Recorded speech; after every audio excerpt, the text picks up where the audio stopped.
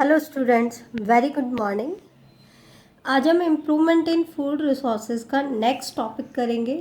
Last lecture में बेटा हमने न्यूट्रिएंट्स के बारे में डिस्कस किया था कि दो टाइप के न्यूट्रिएंट्स होते हैं, मैक्रो न्यूट्रिएंट्स, माइक्रो न्यूट्रिएंट्स। ठीक है, और एक होते हैं एसेंशियल न्यूट्रिएंट्स, भी हमने पढ़ लिए थे कि वो केमिकल एलिमेंट है which are required by all plants.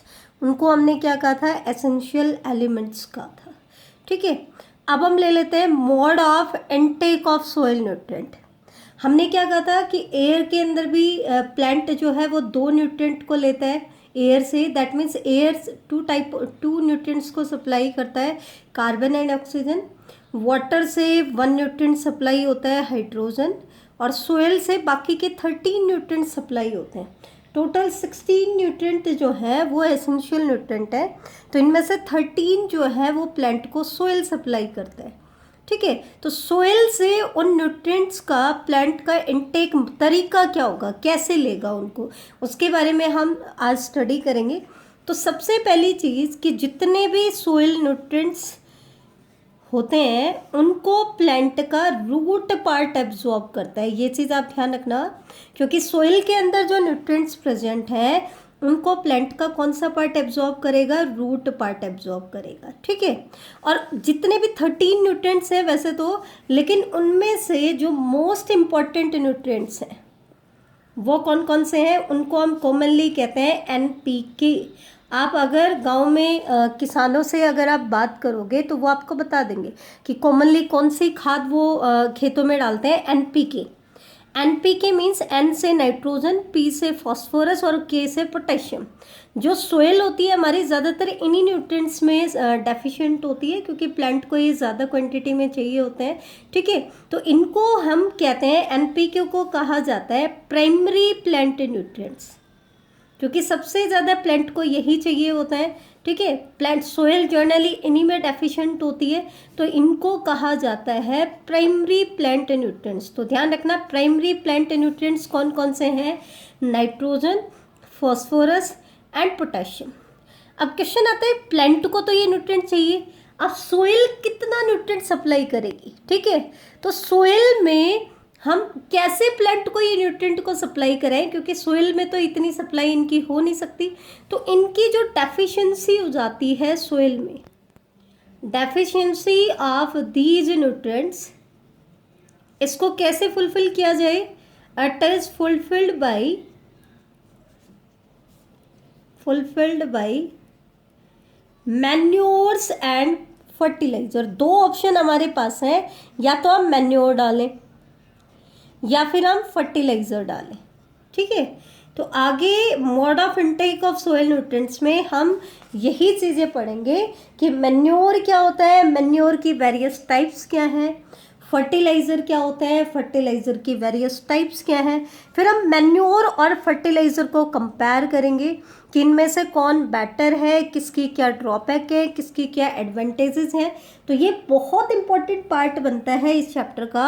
आपको मैन्योर और फर्टिलाइज़र पे हर टेस्ट में आपको क्वेश्चन मिल जाएगा। तो दैट मीन्स ये पार्ट क्या है? वेरी वेरी इंपॉर्टेंट पार्ट है इस चैप्टर का। एक तो क्रॉप इम्प्रूवमेंट की टेक्निक्स और एक आपका मैन्योर एंड फर्टिलाइज़र का पार्ट, ये बहुत इंपॉर्टेंट है, ध्यान रखना। ठीक है, अब हम लेते हैं सबसे पहले मैन्योर के बारे में। तो मैन्योर क्या है? तो ये आपको कॉमनली पता ही है कि जो ऑर्गेनिक सब्सटेंस हम वेस्ट मैटर के डीकम्पोजिशन से ऑब्टेन करते हैं उसको हम क्या कहते हैं? मैन्योर। नेचुरल डीकम्पोजिशन हम करा रहे हैं, किसकी हेल्प से करा रहे हैं? माइक्रोब्स की हेल्प से। ठीक है, कैसे वेस्ट का? प्लांट वेस्ट भी, एनिमल वेस्ट भी। तो ऐसा कोई भी ऑर्गेनिक सब्सटेंस जो है which is obtained through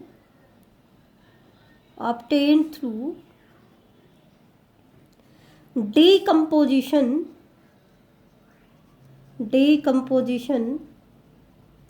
of plant wastes like straw and animal waste. दोनों तरह की वेस्ट यूज़ कर सकते हैं, प्लांट वेस्ट भी यूज़ कर सकते हैं और एनिमल वेस्ट भी यूज़ कर सकते हैं। प्लांट वेस्ट जैसे कि स्ट्रो, भूसा जो होता है, ठीक है। एनिमल वेस्ट जैसे कि हम काऊ डंग यूज़ कर सकते हैं, क्या यूज़ करते हैं, काऊ डंग यूज़ कर सकते हैं, ठीक है। और ये ऑर्गेनिक सब्सटेंस क्यों बनाया जाता है, क्योंकि it mainly increase the fertility of the soil. हम इसमें इतना इंटरेस्टेड क्यों है, क्योंकि अगर हम मैन्योर को सोइल के अंदर डालें तो वो हमारी सोइल की फर्टिलिटी को बढ़ाता है, ठीक है। अब बढ़ाता क्यों है, फर्टिलिटी कैसे सोइल के टेक्सचर को मेंटेन करता है, वो हम बात करेंगे। तो इसमें एक चीज़ ध्यान रखना कि मैन्योर जो है इसके अंदर large quantity of organic matter होता है। लार्ज क्वांटिटी किसकी होती है, ऑर्गेनिक मैटर की। बट अगर हम न्यूट्रिएंट्स की बात करें तो इसके अंदर न्यूट्रिएंट्स होते हैं, लेकिन न्यूट्रिएंट्स होते हैं बेटा स्मॉल क्वांटिटी में, स्मॉल क्वांटिटी ऑफ न्यूट्रिएंट्स। अब तुम कहोगे मैडम न्यूट्रिएंट्स बहुत कम क्वांटिटी में है, तो सोल्यूशन है हमारे पास क्या, कि मैन्योर के कोई साइड इफेक्ट तो है नहीं, तो हम मैन्योर को लार्ज क्वांटिटी में यूज़ कर लें। साथ में जो इसका ऑर्गेनिक मैटर है वो और भी हमें बेनिफिट देगा। क्या बेनिफिट देगा वो हम अब कर रहे हैं, ध्यान से देखना, ठीक है। सबसे पहले हम देख लेते हैं इसकी सिग्निफिकेंस क्या है। तो एक तो मैन्योर क्या करता है, it enrich soil with nutrients and organic matter, with nutrients and organic matter, ठीक है बेटा। दूसरी इसकी एडवांटेज क्या है, क्योंकि न्यूट्रिएंट्स भी सप्लाई कर रहे हैं, साथ में ऑर्गेनिक मैटर भी सप्लाई कर रहे हैं, तो क्या करेगा, increase fertility of the soil, soil की फर्टिलिटी को क्या करेगा, बढ़ाएगा, ठीक है। और अगर क्योंकि इसमें ये ऑर्गेनिक मैटर में बहुत ज़्यादा रिच है, तो इस ऑर्गेनिक मैटर के बल्क की वजह से, लार्ज क्वांटिटी में ऑर्गेनिक मैटर होने की वजह से ये सोइल की स्ट्रक्चर को भी इम्प्रूव करता है। सोइल के स्ट्रक्चर को क्या करता है, इम्प्रूव करता है। कैसे इम्प्रूव करता है, अगर हम मैन्योर को ऐड करें सैंडी सोइल में, अगर हम मैन्योर को ऐड करें, किस में ऐड करें, सैंडी सोइल के अंदर इसको ऐड करते हैं, तो it increase the water holding capacity. ये किसको इंक्रीज करता है, वाटर होल्डिंग कैपेसिटी को इंक्रीज करता है, ठीक है। और अगर हम ऐड करें क्लेई सोइल के अंदर, तो क्लेई सोइल में, क्योंकि क्लेई सोइल की सबसे बड़ी प्रॉब्लम क्या होती है कि वाटर लॉगिंग बहुत ज़्यादा हो जाती है उसके अंदर। तो अगर हम क्लेई सोइल में मैन्योर को ऐड कर देते हैं लार्ज क्वांटिटी में, क्योंकि इसमें ऑर्गेनिक मैटर होता है, तो इट हेल्प इन ड्रेनेज, उसमें ड्रेनेज में हेल्प करता है, and in avoiding water logging, और वाटर लॉगिंग को भी क्या करता है, अवॉइड करता है, इन अवॉइडिंग वाटर लॉगिंग, ठीक है। तो एक चीज ध्यान रखना, ये इसकी एडवांटेज होगी। और क्या एडवांटेज हो सकती है बेटा, सोच के देखो। मैन्योर बनाने के लिए जो रॉ मटेरियल हम यूज करते हैं वो क्या यूज करते हैं, या तो वेजिटेबल वेस्ट या एनिमल वेस्ट, ठीक है। इसका मतलब हम वेस्ट मैटर का डिकम्पोजिशन करा रहे हैं, वेस्ट को क्या कर रहे हैं, डीकम्पोज करें। तो एक तरीके से सोच के देखो, हम वेस्ट था हमारा जो किसी काम का नहीं था, ऊपर से पोल्यूशन भी कॉज कर रहा था, उसको हमने डीकम्पोज करके एक यूटिलाइजेबल फॉर्म में कन्वर्ट कर दिया। तो इसके दो फायदे हो गए, क्या, एक तो ये जो वेस्ट हो जाएगा ये हमारे, क्योंकि हमने इसको डीकम्पोज कर दिया तो हमारा एनवायरनमेंट क्या हो जाएगा, प्रोटेक्ट हो जाएगा। तो एक तो ये एनवायरनमेंट के लिए एडवांटेजियस है, एनवायरनमेंट को प्रोटेक्ट करता है। दूसरा, ये अल्टरनेट है किसका, फर्टिलाइजर का, क्योंकि फर्टिलाइजर्स को अगर हम लार्ज क्वांटिटी में यूज़ करते हैं तो वो हार्मफुल होते हैं। तो उसका अल्टरनेट क्या है हमारे पास, कि हम मैन्योर यूज़ करें, ठीक है। दूसरा, it is also a way of recycling farm waste, क्योंकि हम डीकम्पोज कर रहे हैं तो वेस्ट मैटर से जो ऑर्गेनिक मैटर है उसको हम डिग्रेड कर रहे हैं, तो इसकी वजह से वो रीसाइक्लिंग में भी हेल्प करता है। किस में हेल्प करता है? रीसाइक्लिंग में। ये तो है बेटा इसकी एडवांटेजेस। अब हम बात करते हैं इसके डिसएडवांटेजेस के बारे में। लिमिटेशंस क्या है? तो लिमिटेशंस क्या है? सबसे पहली लिमिटेशन तो क्या है इसकी बेटा? स्लो सप्लाई ऑफ मिनरल्स, क्योंकि ये न्यूट्रिएंट्स में डेफिशिएंट होता है। तो इसमें मिनरल्स की सप्लाई क्या होती है? स्लो होती है। क्या होती है? स्लो होती है। तो it supply small quantity of nutrient, ये तो हम कह चुके हैं, ठीक है। तो मिनरल्स की क्वांटिटी भी क्या करता है? स्लो सप्लाई करता है। साथ में न्यूट्रिएंट्स की भी अमाउंट क्या होती है? लेस होती है। न्यूट्रिएंट कंटेंट भी क्या होता है? लेस होता है, ठीक है। लो न्यूट्रिएंट कंटेंट होता है या लेस न्यूट्रिएंट कंटेंट होता है, ठीक है। दूसरी चीज़ क्या है? अब क्योंकि न्यूट्रिएंट में और मिनरल्स में डेफिशिएंट है, तो सोइल की न्यूट्रिएंट और मिनरल की रिक्वायरमेंट को फुलफिल करना हो तो इसको हमें बल्क में यूज़ करना पड़ेगा, लार्ज क्वांटिटी में यूज़ करना पड़ेगा। जब फर्टिलाइज़र को यूज़ करने में कम क्वांटिटी में काम कर चल जाता है हमारा, क्योंकि वो न्यूट्रिएंट्स में रिच होते हैं। उसकी बजाय अगर हम मैन्योर यूज़ करते हैं तो मैन्योर के केस में हमें लार्ज क्वांटिटी यूज़ करनी पड़ती है, मतलब मैन्योर को बल्क में यूज़ करना पड़ता है, ठीक है। तीसरे ड्रॉबैक क्या है कि मैन्योर को हम सिर्फ स्टोर कर सकते हैं 1 to 2 मंथ के लिए। एक बार हमने मैन्योर बना ली है, उसके बाद मैन्योर को हम सिर्फ 1 से 2 महीने के लिए ही स्टोर कर सकते हैं। उसके बाद उसकी न्यूट्रिएंट क्वालिटी कम होती जाती है, दैट मीन्स वो हमारे किसी काम की नहीं रहती है, ठीक है। चौथी ड्रॉबैक क्या है? It can not be transported over a long distance, can't be transported over a long distance।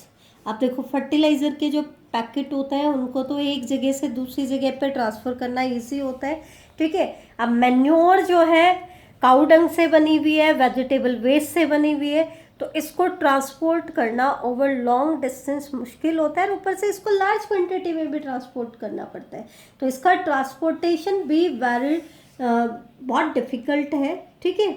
और पांचवी चीज़ क्या है? Manure is not nutrient specific. Manure जो होती है ऐसे कोई न्यूट्रिएंट स्पेसिफिक भी नहीं होती हैं। जैसे फर्टिलाइज़र के केस में हम कह रहे हैं ना, एनपीके हमने बोला तो वो क्या देगी हमें? नाइट्रोजन देगी, फास्फोरस देगी, पोटेशियम देगी। तो न्यूट्रिएंट स्पेसिफिक हैं जो वो सप्लाई करते हैं। लेकिन मैन्योर के केस में क्योंकि कम क्वांटिटी में मिनरल्स न्यूट्रिएंट्स होते हैं, तो हम ऐसे कोई स्पेसिफिसिटी भी नहीं होती है कि ये मैन्योर कैसी टाइप के आपको न्यूट्रिएंट सप्लाई करती है। तो ये है बेटा इसके ड्रॉबैक। अब हम आते हैं मैन्योर के टाइप्स के ऊपर। तो टाइप्स में ध्यान रखना, मैन्योर जो है उसको हम बेसिकली 4 टाइप्स में डिवाइड करते हैं। किसके बेसिस पर डिवाइड कर रहे हैं? कि इनके लिए रॉ मटेरियल क्या यूज़ कर रहे हैं, उसका फॉर्मेशन का मेथड क्या है, किसकी हेल्प से उसको बनाते हैं, और कितने टाइम पीरियड में आपकी मैन्योर बन के तैयार हो जाती है, ठीक है। उसका तरीका क्या है, मोड क्या है, उसके बेसिस पर हम 4 टाइप्स पढ़ेंगे इसमें। Green manure, farmyard manure, compost and vermicompost. क्या क्या पढ़ेंगे बेटा? Green manure, farmyard manure, compost and vermicompost. बहुत इंपॉर्टेंट टॉपिक है, एग्जामिनर इनमें कंपैरिजन करके पूछता है, आपसे पूछ लेता है तो किस काइंड का बायोलॉजिकल मटेरियल यूज़ कर रहे हैं इनको बनाने के लिए, उसके बेसिस पर हम 4 टाइप्स में इनको डिवाइड कर लेते हैं। सबसे पहले हम लेकर चल रहे हैं ग्रीन मैन्योर को। तो जैसे नाम से ही पता चल रहा है, ग्रीन मैन्योर मतलब एक ऐसी मैन्योर जो ग्रीन पार्ट से बनाई जाए, दैट मीन्स प्लांट को ही एक मैन्योर के तौर पर हम यूज कर रहे हैं। इसका मतलब क्या है?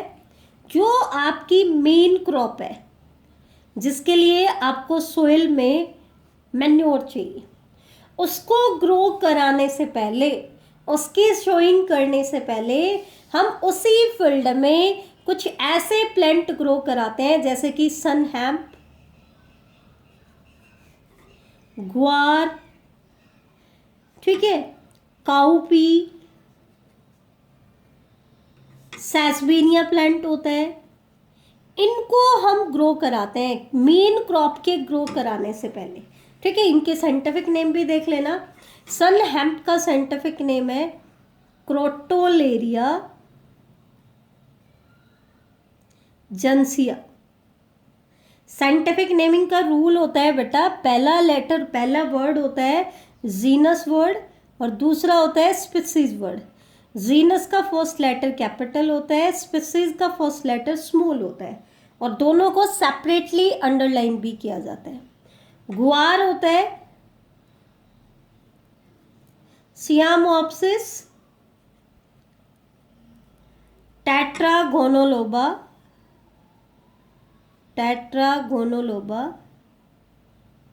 ये ग्वार का साइंटिफिक नेम है। काउपी का साइंटिफिक नेम है विग्ना साइनेंसिस।